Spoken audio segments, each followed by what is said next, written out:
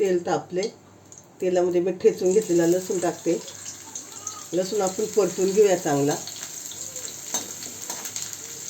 लसूण परतून झालाय, त्यामध्ये बारीक चिरलेला कांदा, नंतर कांदा आपण परतून घेऊ. हे सगळं मी फास्ट गॅसवरच करते.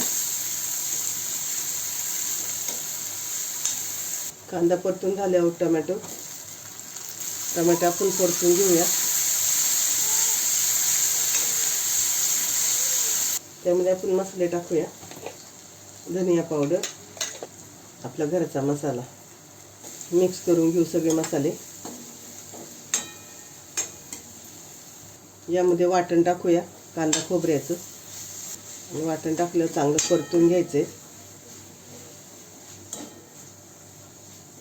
आपण गॅस बारीक केलेला आहे मसाले टाकताना. इथं मसाला छान परतून झालाय.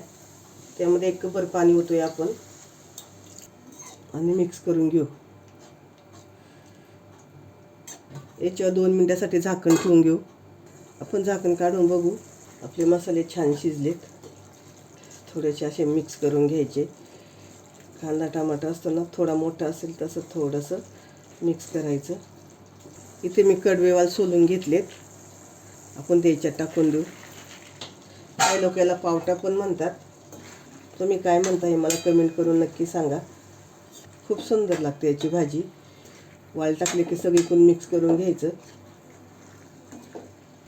चवीनुसार मीठ टाकणार आहे आपण. आणि वाल शिजायला लागेल तेवढं पाणी ओतणार आहे.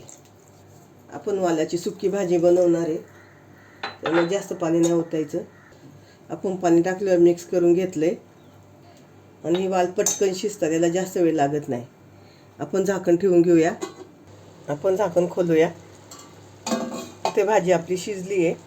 त्यावर थोडीशी कोथिंबीर टाकू आणि गॅस बंद करूया.